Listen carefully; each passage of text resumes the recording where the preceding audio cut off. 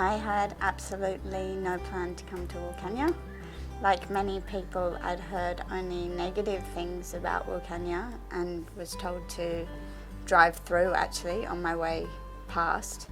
But when I came, I was blown away with how open and friendly the people were, the sense of community, the welcomeness, their kindness, their wisdom, their generosity.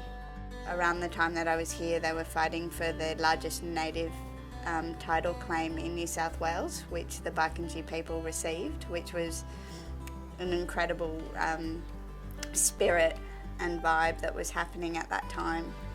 Through that, I decided to stay and start to paint the people. So I've now started a series of portraits of the locals. So it inspires me as an artist, as a person. I think we have so much to learn from the first people.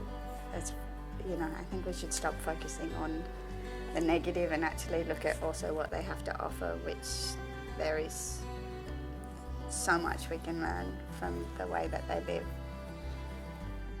So I grew up in Woolloomooloo in Sydney, inner city Sydney, above a pub. So my parents were the longest licensees in New South Wales. They were also the only ones never to put in poker machines. What this meant was that the pub was full of characters. Because people went there not to play the TAB, not to watch sports, but to have a conversation. When our family sold the hotel, they actually missed that rich mix of characters and people and stories and talking to different ages and I guess in a funny way I found a bit of that in Wilcannia. I think if somewhere's too beautiful, you feel like you're painting a chocolate box. I like that raw beauty which is so unique to the Australian outback. That dry, red, it's like a beauty but with a rough edge to it that you don't kind of get anywhere else in the world.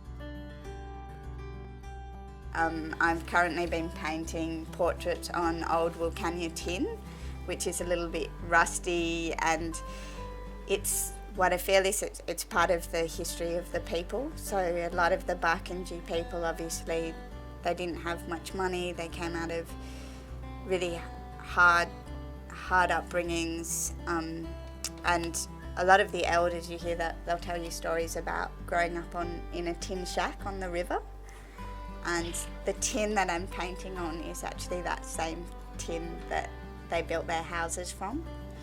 And so I've been painting their portraits on this tin. So what I hope and what we've spoken about is that the portrait is of them, but it's also a piece of history of the town and the people.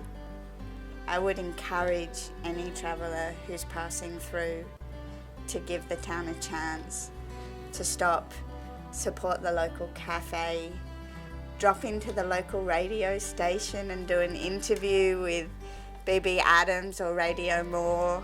Just walk down the street and say hello. People are really friendly. Wilcannia is one of the only schools, a handful of schools that still teach culture and language, traditional language. There are actually still some people living in Wilcannia that still speak Wilcannia. They still fish. Everyone from the young to the old still go down and fish on the river, which is what they've been doing for over 40,000 years.